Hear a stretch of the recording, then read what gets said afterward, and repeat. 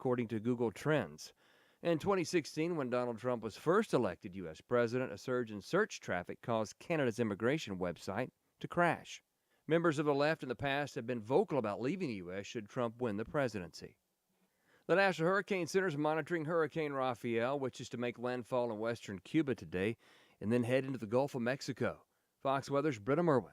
So reality and truth will show itself when it comes to the track, but the important thing is that every computer model agrees this is a weakening system, and no computer model shows significant impacts for the northern Gulf. They do, however, show that today is going to be a rough weather day in southwest Florida. We have a tornado risk. The National Hurricane Center says the storm will weaken once again and be a tropical storm over the weekend as it lingers in the west central Gulf of Mexico. That's all our time for now. You can always see more news at afn.net. I'm Robert Thornton.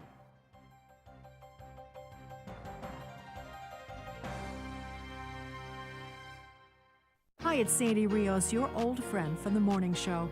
So many crucial and frightening events are unfolding before our eyes. I'd like to invite you to come over to the podcast, Sandy Rios 24/7, so that we can work our way through these difficult times together.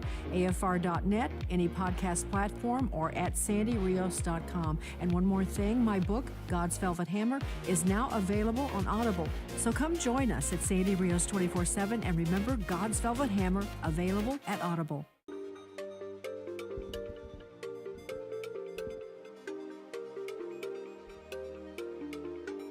We inform. Religious freedom is about people of faith being able to live out their faith, live out their convictions, no matter where they are.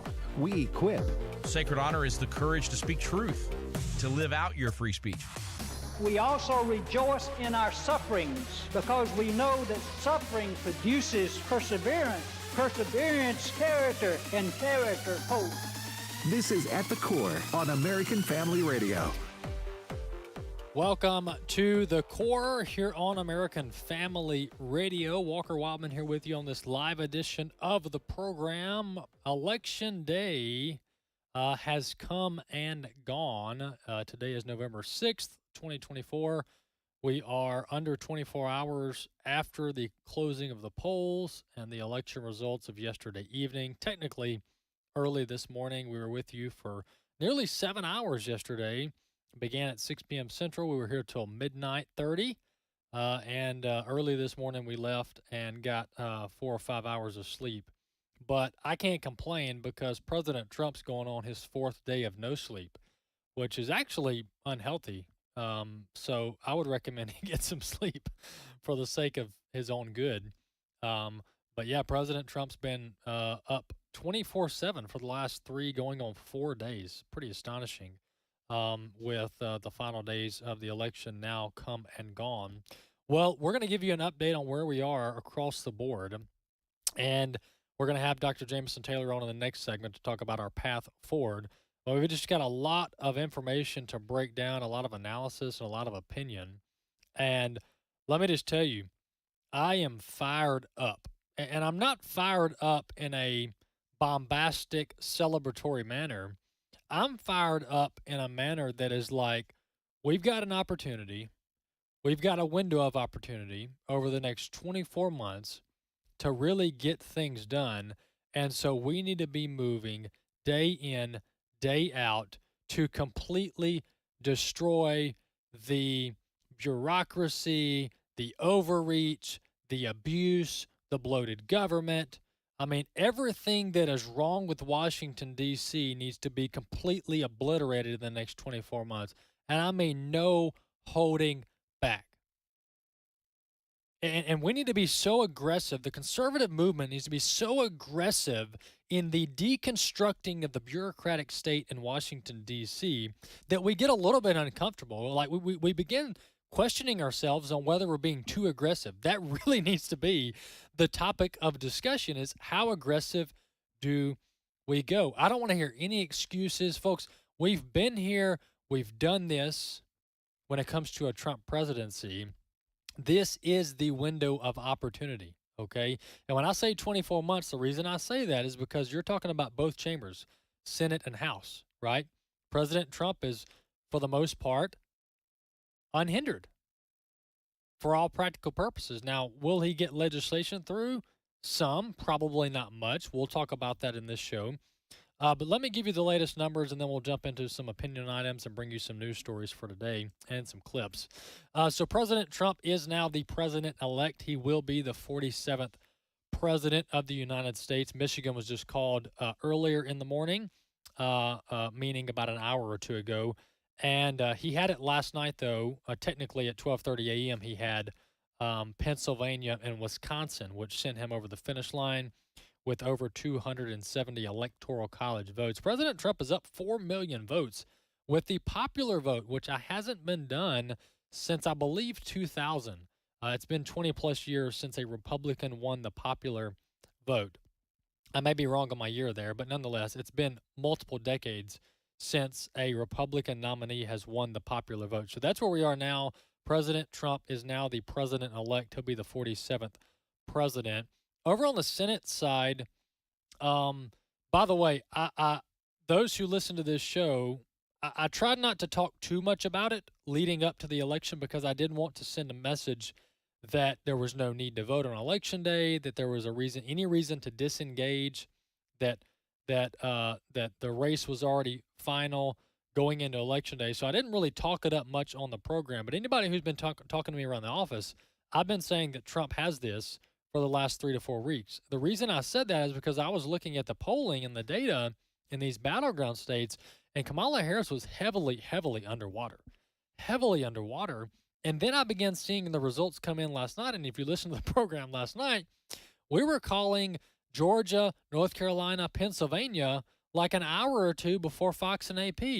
And they were dragging their feet. And it's not that we've got any kind of inside information or anything fancy going on here.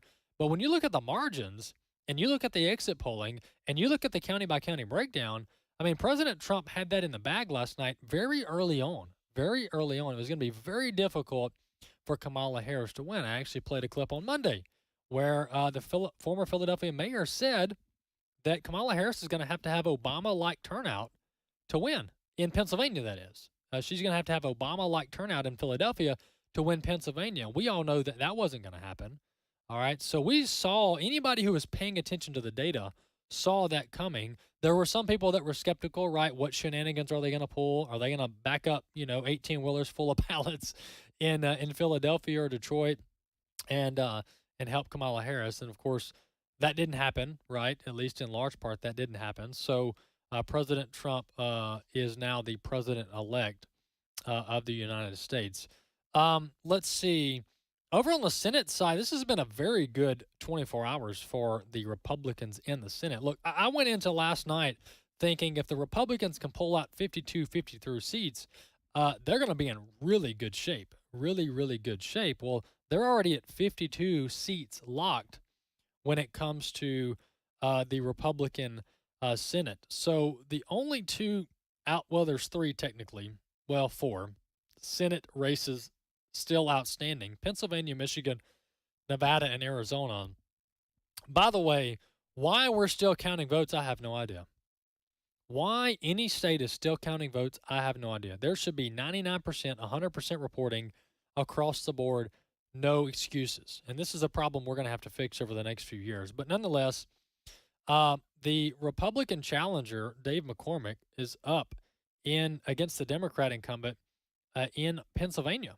Up by half a percentage point in Pennsylvania. So very close there, but theoretically, the Republican could win Pennsylvania.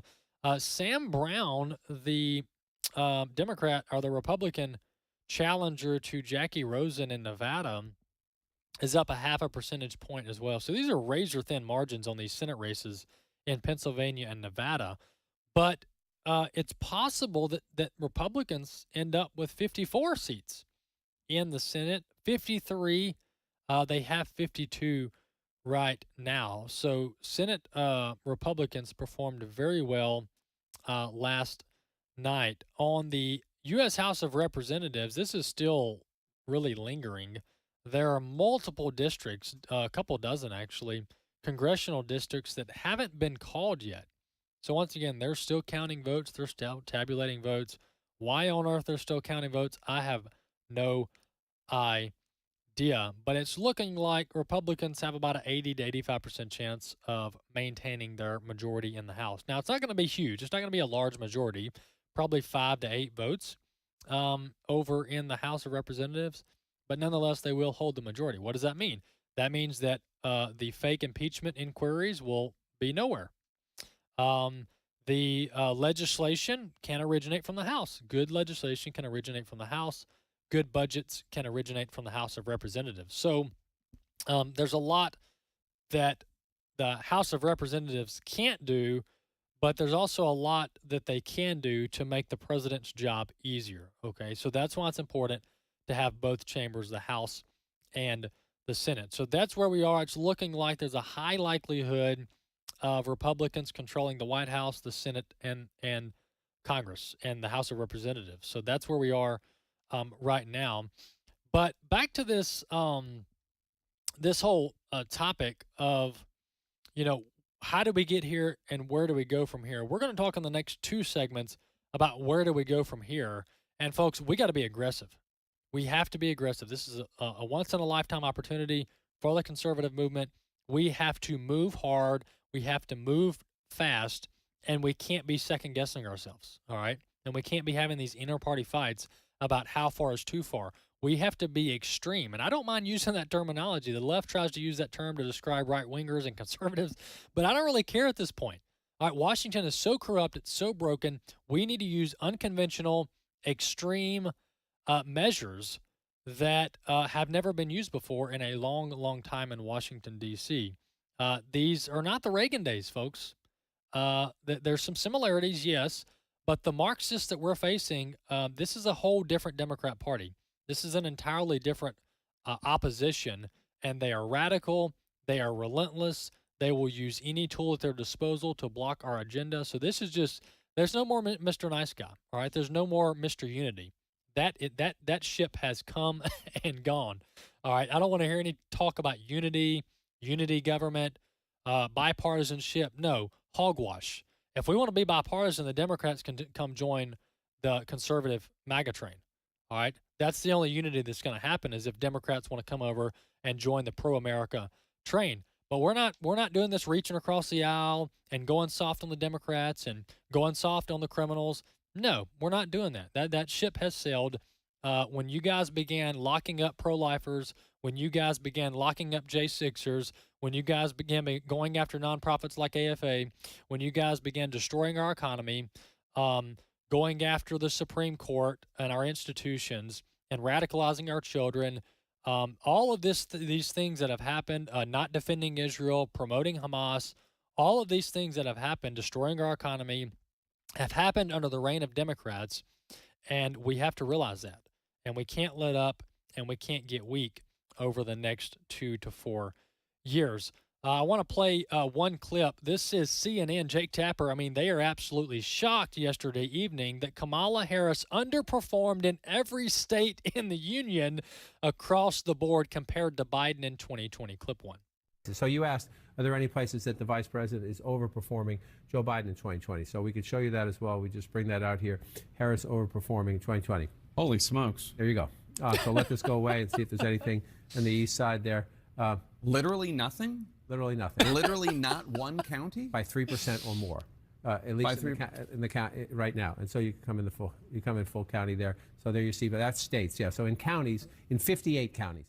All right, so there you have it. That's Jake Tapper and CNN saying, all right, let's see where Kamala Harris outperformed Biden compared to 2020. And they pulled up the entire Electoral College map. They were looking at specifically the East Coast, but we ended up getting the numbers in the rest of the night.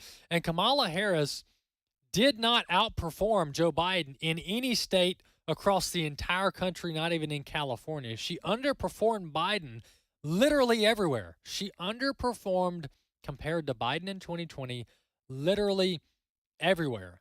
And to talk about the popular vote, by the way, President Trump's up about 4 million in the popular vote, and that's not going to change much. So President Trump won the popular vote. Once again, hasn't been done in a long, long time.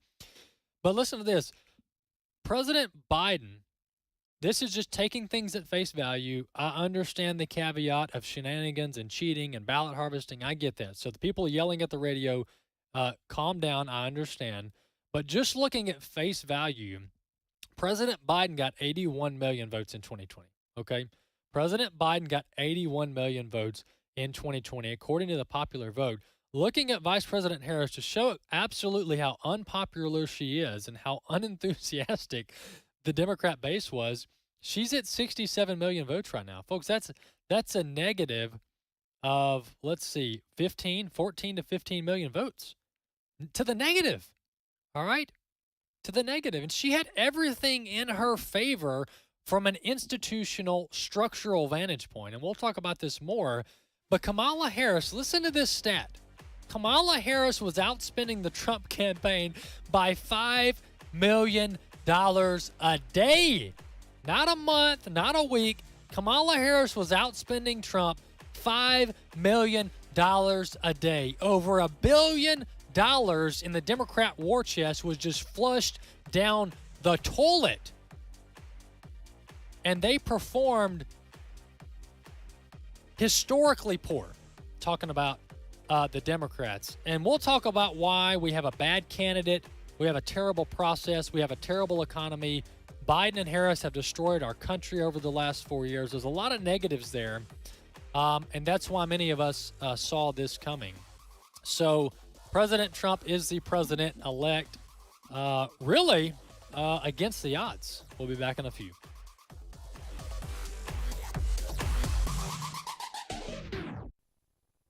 But evil men and imposters will proceed from bad to worse, deceiving and being deceived. My name is Abraham Hamilton III, and this is the Hamilton Minute. Dr. Johanna Olsen Kennedy, director of the Los Angeles Children's Hospital Gender Clinic, the leading clinic in the country, applied for and was awarded a $9.7 million grant by the National Institutes of Health in 2015 to study the impact of puberty blockers on dysphoric American children. The study showed that puberty blockers did not help the children at all. Instead of following the science, Dr. Olsen Kennedy refused to publish the results of her study because science got in the way of her predetermined preference. Where will we be in the national discourse if this doctor simply published the science? Listen each weekday from 5 to 6 p.m. Central for the Hamilton Corner with Abraham Hamilton III, public policy analyst for the American Family Association. Hello, this is Edward Graham, and I've got a great idea for you this Christmas. Through Operation Christmas Child, you can share hope with a child in need. Fill a shoebox with toys, school supplies, and hygiene items. Add your picture and an encouraging note. We'll deliver your shoebox gift to a child alongside the greatest gift of all, the good news of Jesus Christ. Visit SamaritansPurse.org/OCC to get involved. That's SamaritansPurse.org/OCC. Send joy to a child in need with Operation Christmas Child. Simply pack a shoebox with fun toys, school supplies, and hygiene items. Then bring it to a drop-off location during National Collection Week, November 18th through the 25th. You can also build a shoebox online. And the best part is the good news of Jesus Christ is shared alongside your gift. And each child is given the opportunity to participate in a life-changing discipleship program. Visit SamaritansPurse.org/OCC to learn more. You know, there are many ways we can impact the world around us. Some are more direct, like helping our neighbors and serving in our churches. Other ways are broad, like becoming community leaders or supporting missions. Of course, taking care of our families is a given. If there was a way to impact all of those at once, would you be interested? The AFA Foundation is a great way to touch your family, your neighbors, and even complete strangers all over the country. You may not realize it, but you can support AFA with a charitable gift annuity, a trust, your will, or a charitable rollover. We realize not everyone knows what those are or how to set them up, but that's okay. Many of your questions can be answered on our website, afafoundation.net. Find answers and resources to help you make an informed decision, and if your decision is to move forward, you can get in touch with Riley, Chelsea, or Jessica to start setting up your legacy. Touch more lives than you imagined possible when you visit afafoundation.net today. At the Core podcasts are available at afr.net. Now, back to At the Core on American Family Radio. Welcome back to the program. This is our live edition of The Core. Walker Wildmon here with you. If you want to subscribe to the podcast, just type in At The Core on various podcast platforms, and you can click the subscribe button and have the show queued up in your podcast library each and every day. Well, yesterday evening, early this morning, historic election in many regards. President Trump defied the odds. Everything stacked against him, and pretty much dominated the both popular and electoral college vote in states around the nation. The only two states that have not finalized their reporting is Arizona and Nevada, and President Trump is up in both of those states. So theoretically, he could hit about 312, roughly, close to it, electoral college votes once those two states come in. Yeah, 312 thereabouts is where President Trump could land at the end of all of this. And as I mentioned, the Republicans in the Senate did well, and it looks like Republicans are going to maintain the House of Representatives. Well, looking forward about what conservatives, what Christians ought to be focused on for a second Trump term, we have to stay laser focused, and we have to be vigilant, and we have to just really work over the next 2 to 4 years to maximize and seize this opportunity. I can't say that enough. And in many regards, there's more. This is more pressure and more at stake with a Trump victory when it comes to the conservative movement than even the election itself. I mean, there's just so much at stake that there's basically what I'm getting at is there's no slowing down.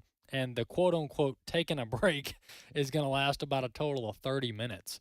There's just so much that has to be done. Dr. Jameson Taylor is on with us now. He's Director of Policy and Legislative Affairs with both AFA and AFA Action. Hey, Jameson, welcome to the program. Hey, Walker. Thanks for having me on today. Well, Jameson, I wanted to have you on to talk about two things.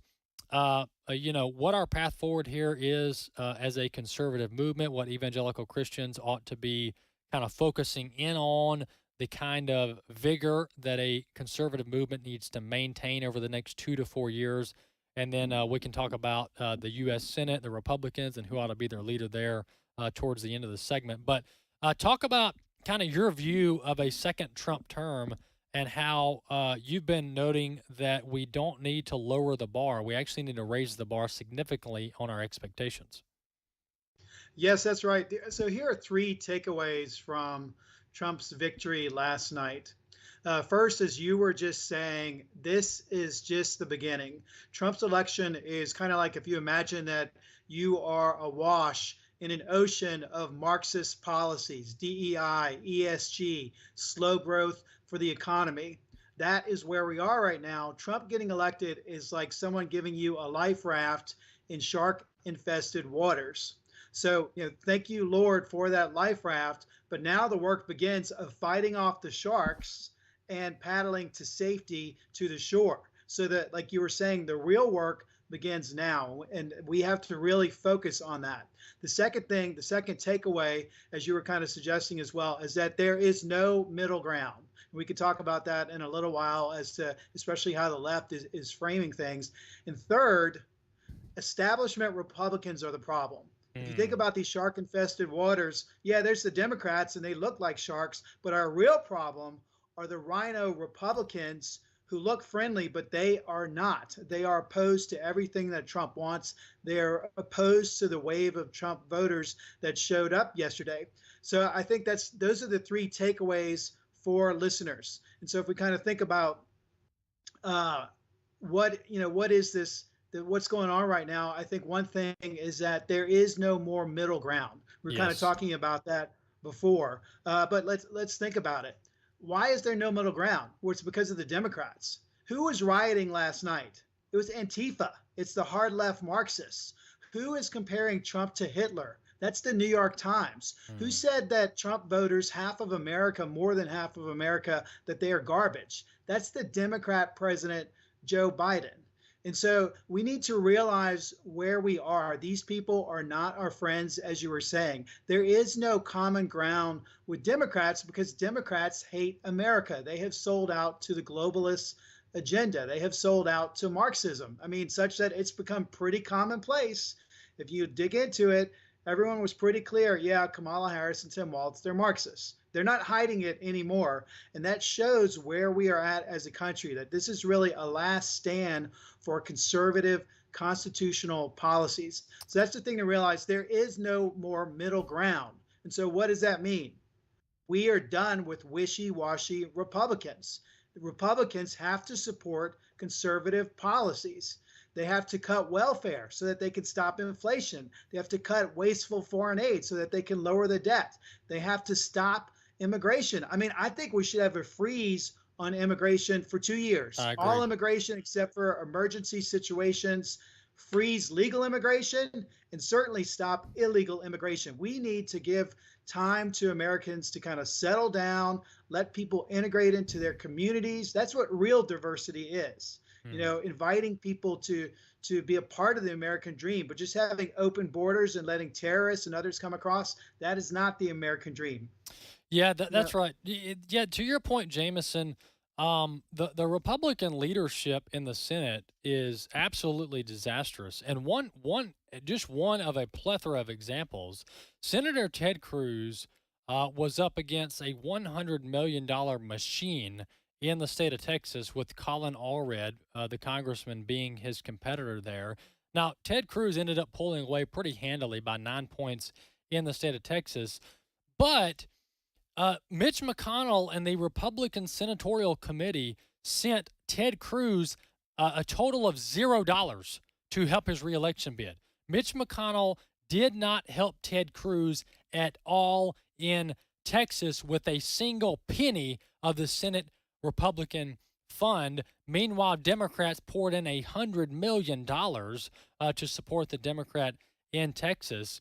I mean, this is traitorous, Jameson. The fact that conservatives come along to get along when it comes to supporting the establishment, but when it comes to them supporting people like Ted Cruz, they are absolutely nowhere to be found. That's right. And that kind of leads to, what are the two things that we need to work hard to accomplish next? Okay, we know that we need to work hard. We know that there's no more middle ground. We know that we have to stop the Republican RINOs from basically blocking Trump. But what does that mean in practice? What are two concrete things that people can do now? Well, number one, there's a very important election in the U.S. Senate next week. It's to decide who the Senate Majority Leader will be, who will replace Mitch McConnell. And right now, what we're seeing are the Mitch McConnell lookalikes, the swamp creatures, are lining up for that position. You have, for instance, John Thune, who Trump himself said is Mitch's boy. Trump himself said that Thune is a RINO. Yes. You have John Cornyn, who Trump also said is a RINO, Republican in name only. These are not real Republicans, because we are too late in the day for people to be on the fence. Again, there is no more middle ground. This is a time of sifting. You are either a conservative or you are not. And being a conservative means that you believe in freedom, you believe in the Constitution, you believe in respecting people's civil liberties. Being on the other side means that you are a Marxist. That's where we stand right now. So, instead of swamp creatures, how about like a Rick Scott or Marco Rubio? People need to start contacting their U.S. senators now and saying, we want leadership that is going to work with President Trump. We want leadership that is going to work with Trump to appoint verified conservatives for the U.S. Supreme Court. We want senators that are going to do more than just the country club tax cuts. And that leads to the second thing that people need to do.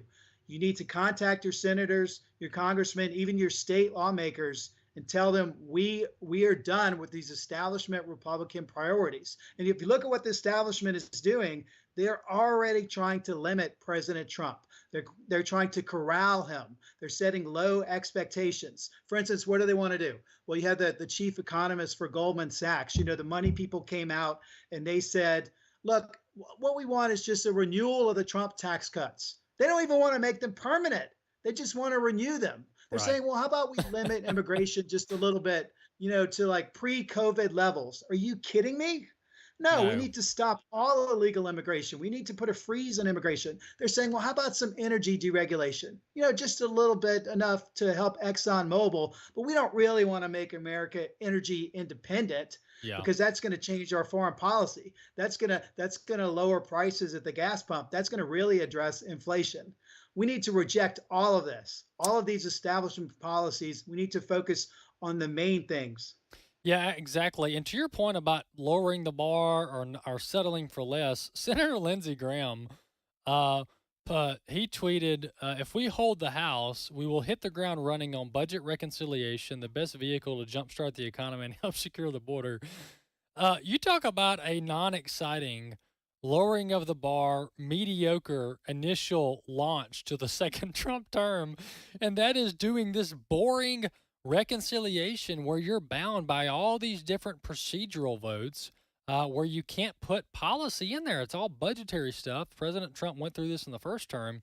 I think if we're settling for reconciliation when you got 54 to 55 senators in the Senate, I mean, that is lousy. That is a lousy way to kick off an initial Trump term, is to burn up your reconciliation budgeting package on basically renewing the tax cuts and so-called securing the border, but you can't really secure the border through a budgetary reconciliation process just because of the rules and procedures that really bind it. So to your point, we got to think outside the box, and we got to be way more aggressive than the Republican establishment is being right now. Yeah, I think so. We need to cut spending by a lot. We need to cut foreign aid by a lot. We need to get out of the World Health Organization, and we need to get out of the United Nations. We sent like $1.8 billion to the United Nations last year, and a lot of it went to International Planned Parenthood to fund abortion all around the world, to fund comprehensive sex ed for kids, really nasty stuff for kids all around the world. We need to get out of the United Nations. We need to cut ties with them completely. That's a priority. And other priority, we need to secure the border. We also need massive deregulation. We need to go and get rid of the deep state, address the administrative state. We need to do things like get rid of DEI and disparate hiring impacts in federal agencies, federal contractors. We need to go big. And here's the funny thing. The left is expecting Trump to go big. This is from the New York Times today. They say, under the government Trump assembles, major issues like abortion rights, taxation, immigration, and foreign policy will be pushed hard to the right. Yeah, so let's fulfill their prophecy, right? Yeah, they're already expecting him to go big, and then it's the Republicans who are saying, no, let's just do some budget reconciliation and cut some taxes. I know. Instead, if you're going to cut taxes, let's do what Trump said. Let's get rid of the income tax entirely and replace it entirely with tariffs. Yes, that's how it used to be, back in the day in America. Let's get rid of the income tax entirely if you want to talk tax cuts. But anything short of that, no. America needs a lot more than tax cuts right now. Yeah, and Jameson, we got 2 minutes left, but my default position, I told Marty during the break, my default position to all these federal agencies, especially ones that you could shut down tomorrow and literally not miss a beat in our country, like the Department of Education, my default position would be, hey, as far as we know, you're all fired. And if we think you're not fired, we'll let you know. But the default position is everyone turns in their resignation. And if for some reason we want to keep you, we'll let you know. But everybody's terminated on day one for the Department of Education, and just shut down, let everybody go, and completely deconstruct the entire thing, and don't rebuild it. I mean, just leave it as this empty shell of a building in Washington, D.C., and even do it to such a degree that it makes it really difficult to build back. It takes 2, 4, 6 years for the Democrats to build back. I mean, we've really got to cut down on this bureaucracy in D.C. You got 1 minute left. What's your thoughts? Yeah, we have to change the rules of the game. That's what Democrats do when they get power. For instance, Obamacare and all of the things that Biden regarding transgender and just illegal things he's done through rulemaking. Certainly, we have to follow the law, but we have to change the rules of the game, and we need to do big things, like you said. Let's eliminate the Department of Education. Let's eliminate OSHA. Clarence Thomas said OSHA is unconstitutional. Let's get rid of it. It was the body used to impose this illegal, unconstitutional vaccine mandate on America. Let's get rid of the tools that the left keeps using, because once they get back in power, they're just going to pick up those tools again and build back worse, just like they did under Biden. We need to really think through where we stand and again change the rules of the game. And that's why people are afraid of Trump. That's why the left is afraid of Trump, because they recognize that he's one of the only ones willing to do that. Yeah, absolutely. And all of the negative press that Heritage Foundation and Project 2025 got, in reality, President Trump is going to have to hitch his wagon to conservative groups like Heritage and AFA if he really wants to get good, positive things done. I understand the political calculation of not marrying yourself to the Project 2025, but now that he's got the nomination, now that he's president-elect, I mean, if I were him, I would actually make a statement to such a degree that, hey, you know what? I've actually looked at Project 2025, and it kind of looks good to me. I think he really needs to warm up to the entire conservative agenda because he's going to need all the help he can get in Washington, D.C. Hey, Jameson, thanks so much for joining us. Thank you. All right, appreciate that. That's Dr. Jameson Taylor. Folks, we got to be aggressive. We got to be aggressive. We got to maximize, seize the opportunity. We can't let up. We have the opportunity to replace Justice Thomas and Alito with 45, 50-year-old constitutionalist judges on the Supreme Court. We had the opportunity to fill a couple hundred federal court, circuit and district court vacancies with constitutionalists around the country, deconstruct the bureaucratic state in Washington, D.C., deregulate our economy, get out of the UN, protect religious freedom, pardon all the J6ers and the pro-lifers that have been locked up. There is just so much we have to do. It's going to be a busy 2 to 4 years. We'll be back.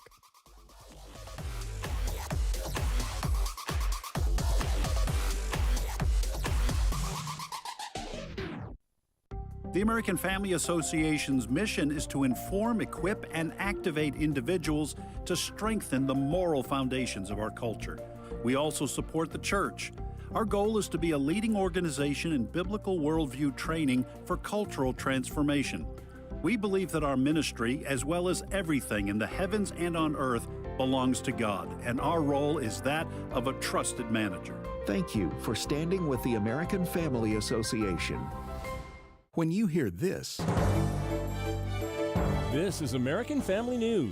You know what follows is the truth. Your news from a Christian perspective. Hundreds of teachers are going to have to walk into that school building, and they are forced to swallow political ideology that in many cases violates their very faith and conscience. If you miss it at the top of the hour, American Family News podcasts are available at afn.net.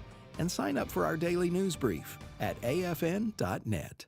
Danny, the baby just rolled over for the first time. Oh, what a strong little boy. That a boy, son. You're on your way. Oh, who's my strong little man? Rollovers can be milestones in life, some early on and some later. One rollover you might consider is from your individual retirement account to a charitable gift annuity with the AFA Foundation.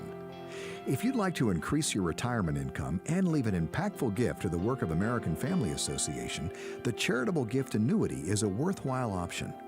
To learn more, contact the AFA Foundation at 800-326-4543, extension 345, or email foundation@afa.net. If you own an IRA, would like to increase your charitable giving, but need retirement income, the IRA to CGA rollover may be for you. Call the AFA Foundation at 800-326-4543, extension 345. Hey friends, it's Jessica Peck, Dr. Nurse Mama, as your 1-minute parenting coach.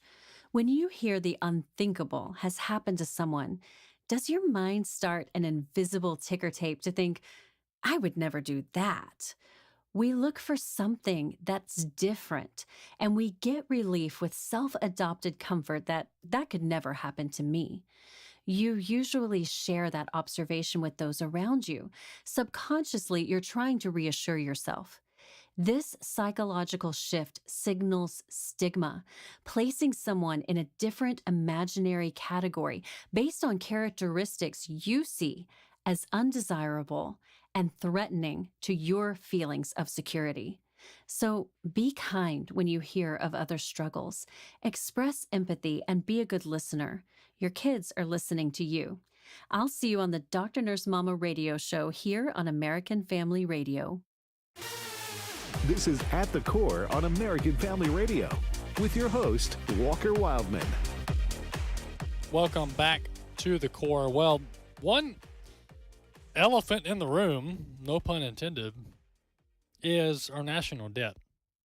And I understand President Trump and others, are not really known for their conservative fiscal policy, although they do bring about economic growth in the economy, which is good overall for our country. But if you don't rein in spending simultaneously, it's really an exercise in futility, because spurring growth in a capitalist economy like America is really not difficult if you have half competent people.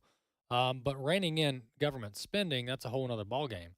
So that's going to have to be addressed. Look, we can't continue doing the $34, $35, $36 trillion in debt into infinity.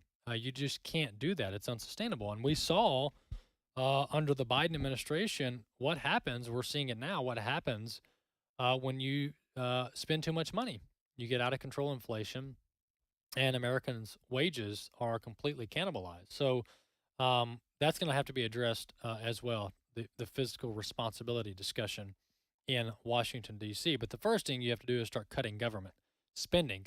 And I think that's going to be a priority number 1 or 2 for the Trump presidency. Let's go down some clips for the next few minutes. The pollsters, boy, did they get it wrong. Some of them got it right, but some of them got it really, really wrong. And I knew they were going to get it wrong when Seltzer and Des Moines Register tried to say that Iowa was a toss-up state for Donald Trump and Kamala Harris. He ended up winning it by like 10 or 11 points, and they were calling it a battleground state just 2 or 3 days ago. Complete joke. But listen to one of the pollsters, Matt Towery. I think he heads up the Trafalgar poll, and he's actually been pretty accurate. But listen to the part about the secret Trump vote, the silent Trump vote that many of the pollsters have been completely missing for the past 9 years. Let's listen to clip 3. Well, I just listened to Robert Cahaly. No, Insider Advantage and Trafalgar. We have always been able to find those Trump voters, those shy Trump voters, a little bit better. And by the way, Craig did a great job with his forecasting. He needs to become the new forecaster. I think what happened here is it's hard to get these people to tell you, because there's so much negative towards Trump and feel like they truly think they're going to be on a list or people are not going to talk to them. And they were just afraid to talk. The way Robert and I collect our information, we do it a little more anonymously. We don't put people on the spot, and we have very brief surveys. So we don't ask them 60 questions. Nobody but a political expert is going to hang in for 60 questions these days. And I think that was the difference. And I agree with everything the others have said. The demographics, the little groups that we have in our polls, whether it's African Americans, Hispanics, women, white voters in general, they all ticked up in our tabs. And that's exactly the way this election turned out. So that's a valid point, and that's been true for 9 years now.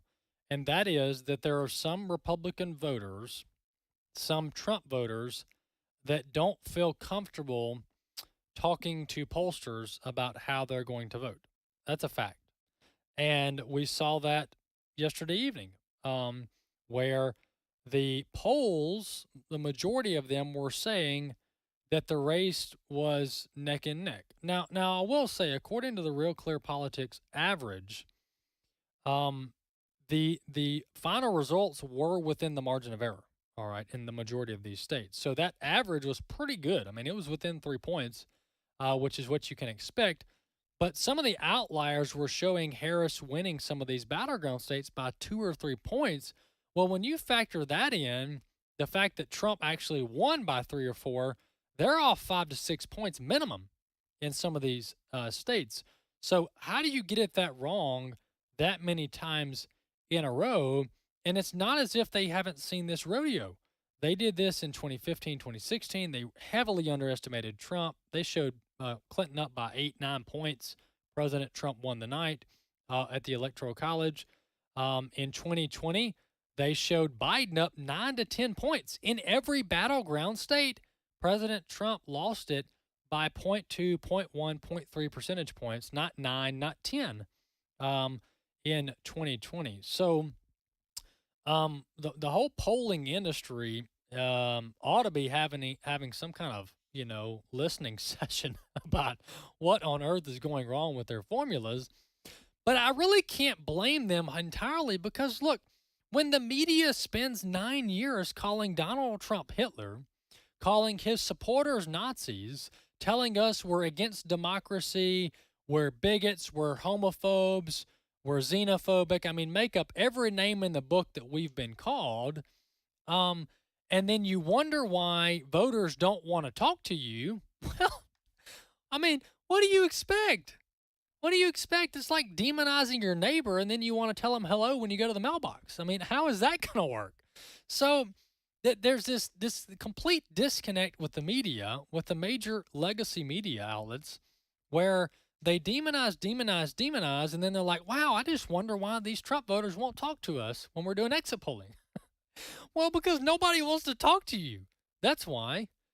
Because of how you've been treating and talking about us over the last 9 years, talking about Trump voters. So this is the secret Trump vote is still out there. It's probably 3 or 4%.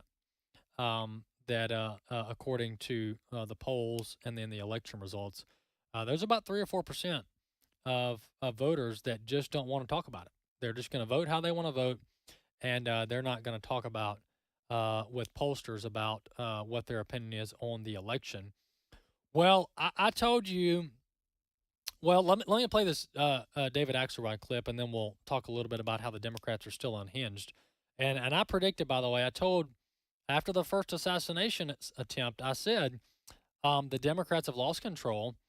The rhetoric is out of control, and they have no ability to self-check. All right, they're pagans, they're unbelievers, they don't have the Holy Spirit, they have no internal ability to self-check, so they're just going to become more radicalized. All right, and that's exactly what has happened. You notice, even after 2 assassination attempts, they were still calling President Trump a threat to democracy and Hitler as of 24 to 48 hours ago.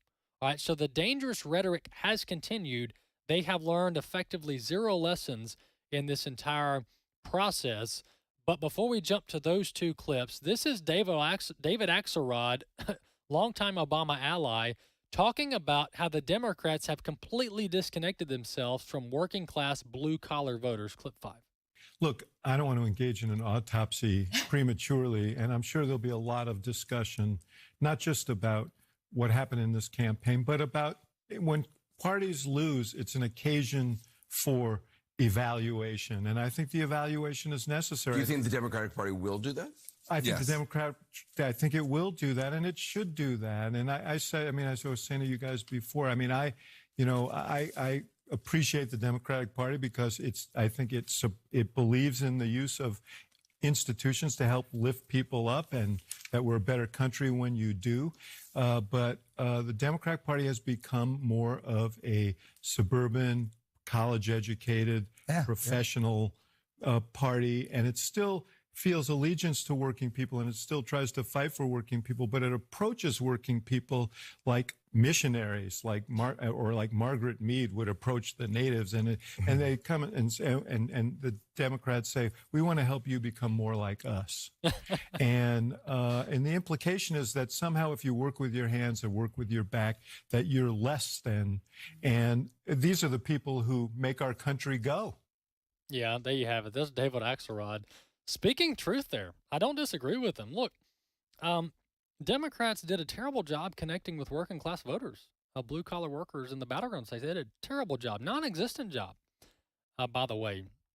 And the Democrat Party, folks, they handed over the microphone to the radicals as soon as Obama got out of there. Now, Obama himself was a Marxist. He's a radical, so don't kid yourself. But compared to what we're dealing with now, Obama looks like a moderate.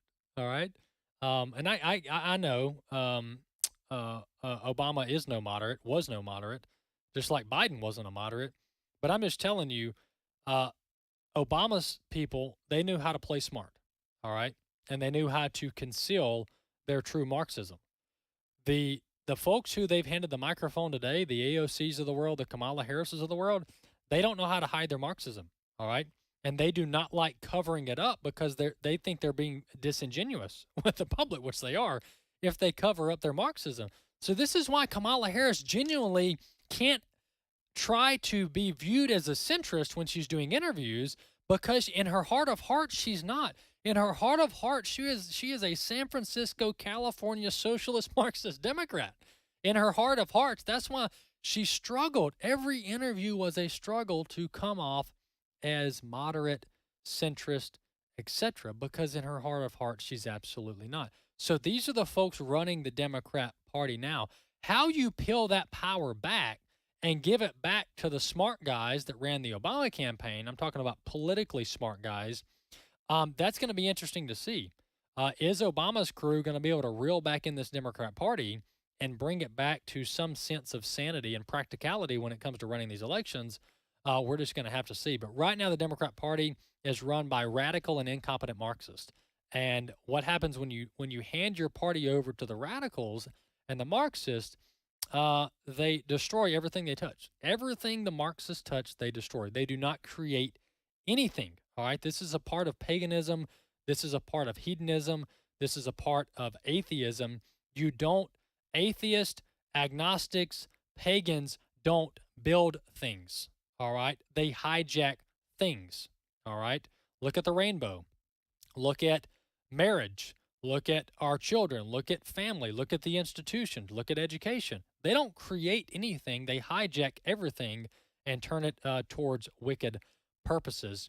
MSNBC still hasn't learned their lesson. They're calling Hispanic and black men that voted for Trump, they're calling them anti-feminist and fascist and other names, clip 2. I just say, Rev, really quickly, too, Democrats need to be mature, and they need to be honest. And they need to say, yes, there's misogyny. But it's not just misogyny from white men. Mm-hmm. It's misogyny from Hispanic men. Right. It's misogyny from black men, things we've all been talking about, who do not want a woman leading them. Might be race issues with Hispanics. They don't want a black woman as president of the United States. You know, the Democratic Party, I've always found, when you're sitting around talking, they love to just sort of balkanize everybody into these separate groups and say, oh, white people don't like women and black people. No, it is time for the Democrats to say, okay, and you and I have talked about this before, a lot of Hispanic voters have problems with black candidates. Right. A lot and with other Hispanics. You've got some that don't like each other. And some of the most misogynist things I've heard going on this Get Out the Vote tour came from black men. I mean, misogynist things. So you're absolutely right. It's not simplistic. And we've got to have real honest conversations about it. Real honest conversations. So MSNBC, Joe Scarborough, it just called every Hispanic and black man that voted for Trump misogynist across the board. Blanket statement. They don't even know who these people are and why they voted for President Trump. Folks, do you think that's going to help the Democrats win next cycle? Absolutely not. So this is what I'm talking about. They're radicalized. They're radicalized. And unless you have a leader like Obama or the Clintons come in and say, look, guys, rein it in, reinvent yourselves, represent yourself to the American people. This is the future of the Democrat Party.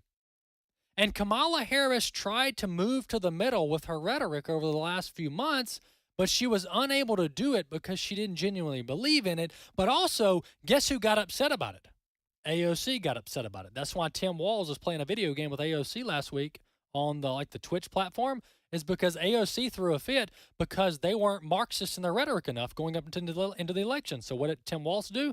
To pacify or to satisfy Alexandria Ocasio-Cortez and Rashida Tlaib, he went on and did some kind of campaign event with AOC to appeal to the Marxist crowd. So every time and any time the Democrats in power try to come off as anything centric or moderate or less radical, the AOCs, the pro-Hamas wing of the Democrat Party, they all pull the Democrats back into the radical corner, and it doesn't bode well for the future of the Democrat Party.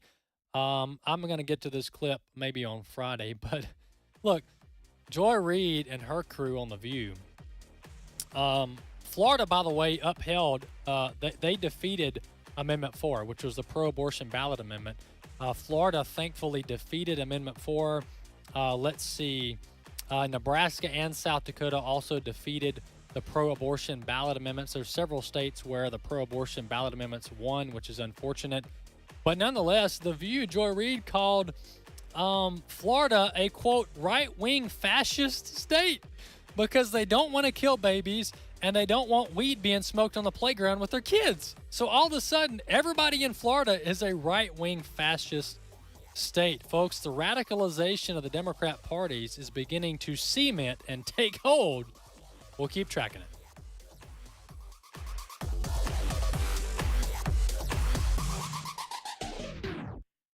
The views and opinions expressed in this broadcast may not necessarily reflect those of the American Family Association or American Family Radio. Faith, family, freedom. American Family Radio. Abraham Hamilton III